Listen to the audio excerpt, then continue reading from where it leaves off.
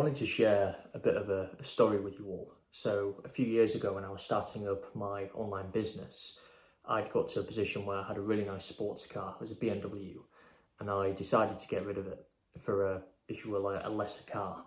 But for me, that's because I wanted to use that money to fund the business and ultimately get the business to where I wanted it to be.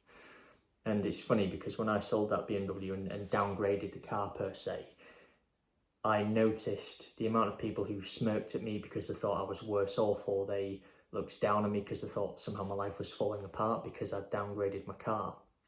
And it got me thinking about this idea of how for some of us, we kind of become almost obsessed with what other people think of us and how we're perceived by other people.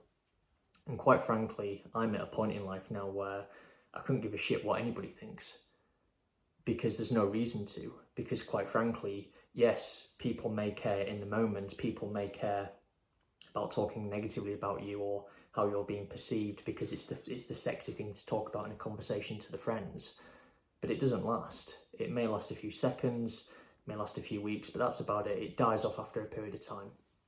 And the thing you have to bear in mind is this: when you go home at night and these people are not around, they're not impacting your life. They're not dictating the next stages of your life in terms of your own personal development, your own personal growth. You know, I thought Andrew Tate said it best, which is that quite frankly, unless you've got health issues, then really any issues you think you may have are really irrelevant. They mean nothing.